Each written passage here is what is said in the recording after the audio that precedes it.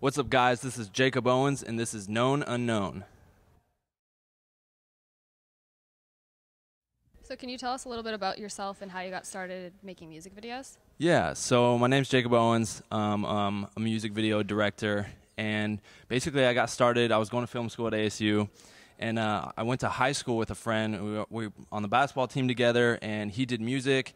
And then around college, when I was in film school, he started taking music more seriously, and it was kind of like, hey, you go to film school, you want to make a music video. Never made a music video before. It was kind of like, all right, cool. So picked up a T2i.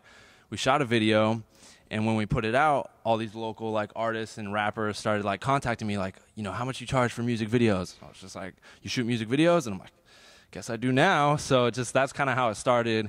That was my friend Zach Beck, aka Futuristic, who I now live in LA here with and shoot all his videos, and so that's kind of how I got started. What has been your favorite music video to shoot so far?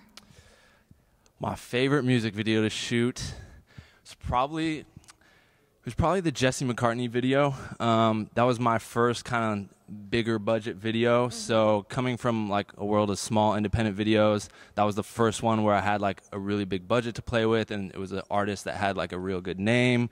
And growing up, Jesse McCartney was kind of like the Justin Bieber of my era. So it was just a really cool experience, a lot of fun, and the video turned out great. Was that the first one that got kind of shown in malls? Because I know that. Yeah, that was my. It wasn't my first one on TV, but it was the first one where it was like kind of nationwide. It was on television. It was playing before movies at certain theaters. It was in the mall. So I'd get texts, tweets, screenshots from people all over across the country like, yo, I just saw your video playing in the mall, or I was at AMC theaters watching my movie today and your video came up before the preview. So stuff like that, like that's another reason like it just made it really, really cool. How important do you think music videos are for artists?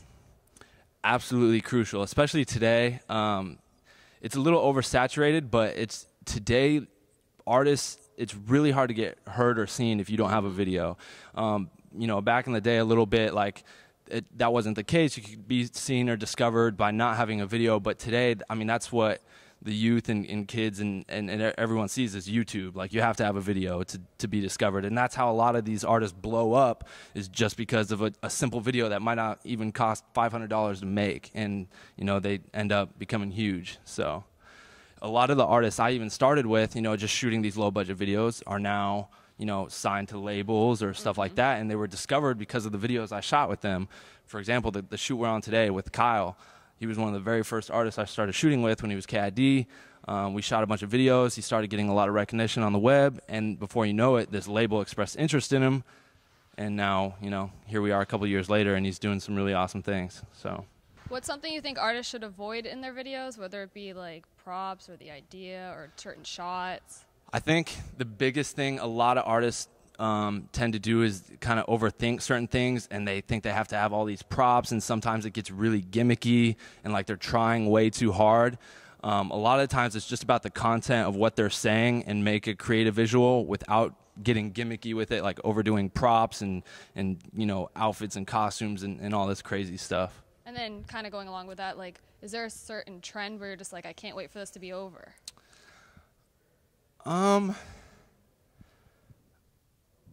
There was at one point. I think it's settled down now.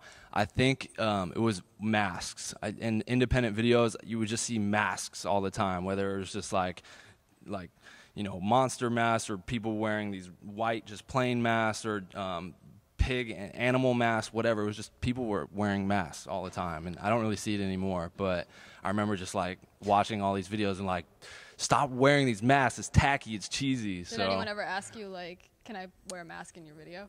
No, I've had artists absolutely do it, but I don't really say anything because I'll let them do their thing. But I mean, if it's an artist I work really closely with, I'll tell them like, you know, that's not a good idea. But if it's just kind of some artist, you know, some independent artist, I'm just, you know, helping them out, let them do their thing. Where are some locations just worldwide that you're really like wanting to shoot at? I've been to Hawaii a bunch of times, and I've never shot a music video there. I would love to shoot a music video in Hawaii, especially now that I've been there so much, visiting my brother who went to school there. I just know like so many cool places, and just, you know, and all the different scenery there and like hidden gems. So I would love to shoot a music video in Hawaii.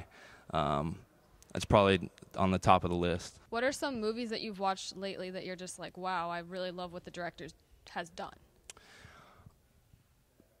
Anything really that Christopher Nolan does. Every time I walk out of one of his movies, I'm left like inspired or, you know, wanting to create.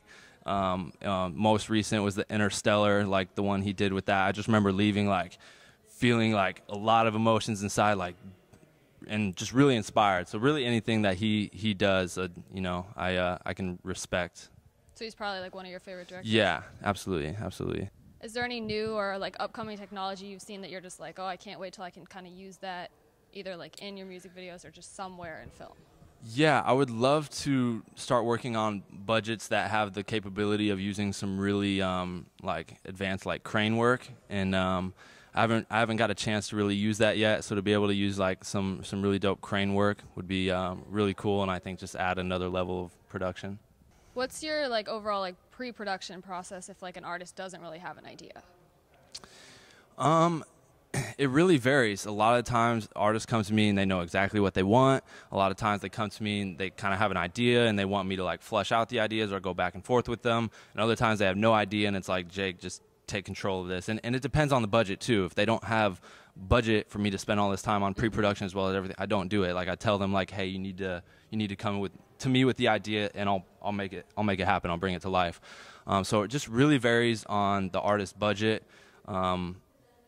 Really comes down to that. Yeah.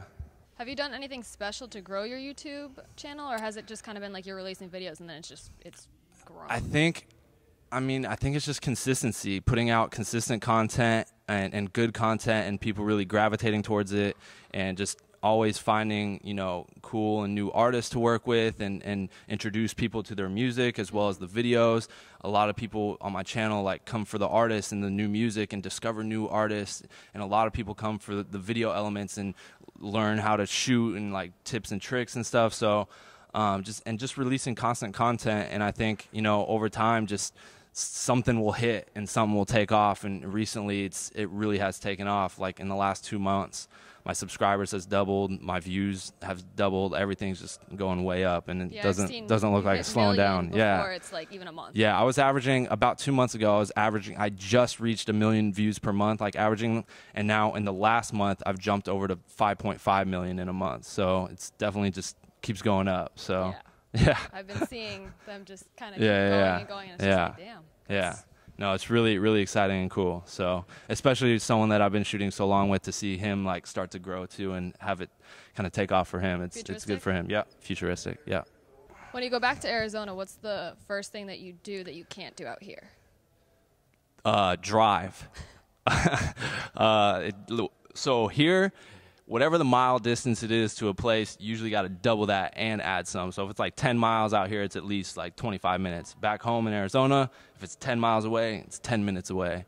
So I love driving when I get back home. Every time I'm here, I hate driving. But also, when I'm here, I don't really go out and do anything. I don't do anything fun. It's more just kind of stay at my place, work, and that's it. When I'm back home in Arizona, I see friends. I go out and, you know, do things like golf or, you know, bowling, basketball. Like, I don't do any of that here. So when I'm back home, it's kind of like relaxing, fun time, you know, a little stress relief. What do you think is the most important part in post-production editing?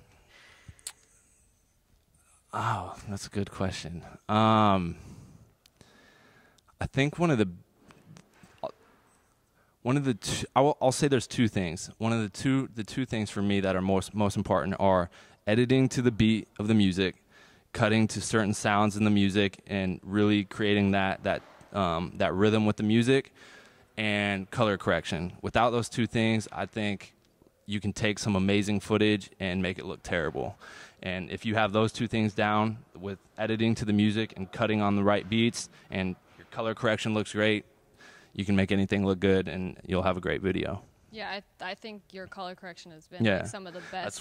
That's one of the things I get from most artists is when they see my reel or they want to work with me, they're like, yo, I love like your colors, like they just pop. And I don't have a colorist like that I hire out. I do everything myself. So pretty proud of that. I definitely understand where they're coming from. Yeah. Out of your videos, just watching them, it's when you see just the coloring and just it could be a simple scene, but the colors make it just like, oh wow, like this looks 10 times better. Exactly. And I've edited like So back in the day, I had an artist come to me, send me his video, and it was absolutely terrible, just from editing, coloring standpoint. And he was just like, I need to release this week. Do you think you could edit it for me? So he sent me all the footage, and I re-edited the video. I colored it, and I sent it to him, and he's like, I'm releasing this as is. Like, it's perfect. And the two videos, you compare them side by side, just night and day. Same footage I had to work with, same everything, but I edited it to the beat and edited it well, and I colored it well, and it's a completely different video. Like, it's just, so that's why I say those are the two biggest things, because really that's what makes your video in post. So how have your goals changed, like, over time, like from when you first started to right now? Yeah, I mean, it definitely, it's always progressing. So when I first started, it was like, I want to get a video on TV. Then I got that on TV, and it was like, okay, I want to get some more on TV.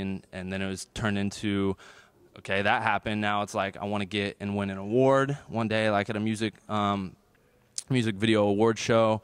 Then eventually that's going to transition, okay, into the film industry. I want to be in the film industry and you know, one day potentially win, you know, an award for, you know, whether it's directing or in the film industry or editing or what have you. Yeah. So you kind of have like your steps. Yeah, it's just each time I reach kind of that step, it's like, okay, now time to hit the next one. So, yeah. What do you think are some of the benefits of going to film school? I think going to film school helps you like learn in a collaborative way. Film school and film and filmmaking in general is about a collaborative effort, a team effort.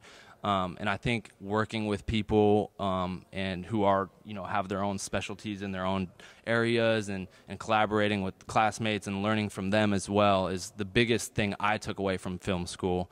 Not so much the technical side, because I kind of figured that out on my own, and you can learn a lot of that through the web, but you can't gain like experiences through sitting behind your computer as you can in film school actually working on stuff with other students and projects. Have you like worked with anyone after school, like networking wise, or? Yeah, no, there's a couple of students that went to ASU that are now out here, and every once in a while have them, you know, help out on set, or I help them with a project they're doing and collaborate with them. So yeah, there's still a few students that stay in touch with and work with here and there. I know you have like the buff nerds, so how important is like health and like self-motivation and things like that? Yeah, that's super important to me, especially like in this industry. Like a lot of people are not into fitness at all, and you know, don't work out, and it's like that's so important to maintaining just like a healthy mentality as well as lifestyle and body and fitness. I've always been an athlete, played sports my whole life, so that's just part of my nature and who I am. And and that's what ultimately led to the YouTube channel, The Buff Nerds, is when I was trying to come up with my YouTube name with my friend who was doing it with me. We were like, what should we call it? Like, we didn't want to just use our names, and so it was like, well, what's unique about us? And we're like, we're both athletes. He was a D1 football player, and it was just like, well, we're fit, we're buff, but we're like these kind of film nerds and geeks. Like, what if we were the Buff Nerds? And it was just like, that's it. And so I made that, and it just kind of turned into this whole brand. And like, if people recognize me on the street or anything, like, people will say like, yo, Buff Nerd. Like, it's kind of become like a little of a identity, as well as just my YouTube channel and brand, and as well as the other artists that are on the channel. So it's just really cool how it all worked out. I mean, it's definitely a unique name. So yeah, I understand why people are just like, it just kind of clicks with them, and then absolutely they relate it to you and the videos. Yeah. It's definitely helped marketing wise. Absolutely. And I've been able to, you know, sell merchandise and do all that. So it's great. Have you ever seen someone just like walking down the street with like a Buff Nerd or anything? Yeah, actually, it wasn't a Buff Nerd shirt. It was my original JOP shirts when I kind of went by Jakob Owens Productions. I was actually here in LA, and I was driving to set, and I was just driving, and then I glanced out of my eye under this bridge, and I saw one of my JOP shirts, and there was a homeless man under this bridge with one of my shirts on. And I was like, I went and parked at the nearest gas station and ran down to him. I was just like, yo, I want to say hi. Like, and I showed him like my logo. I was like, that's my shirt. And what happened is I had given like a lot of the extra JOP shirts away to like donations to like a homeless shelter. And so just to see that on the side of the street of him actually wearing the shirt was like really cool. So, and he was excited. So, Yeah. And then the last question, do you have any advice for anyone like trying to get into music videos? The biggest thing I always say to people is just to keep shooting. Like when I was in college, it was, if I wasn't doing anything, it was like, okay, what can I shoot today to practice a new editing style or to like work on this? So I'd shoot myself in my bed, like freaking out, and then try and cut together like this like crazy like nightmare type edit where it was all like flashy and like jittery and stuff. So it was like little stuff like that. You just always shooting, always practicing. It's like anything, you know, the more you practice, you're going to get better at it. But if you're just sitting back doing nothing, you're not progressing in any way. So regardless, even if you're not making any money doing it or you're making just a little bit, just keep shooting, keep editing, just keep pushing forward and working on it. So that's the biggest advice I can give. Okay, well, thank you. Cool. Thank you.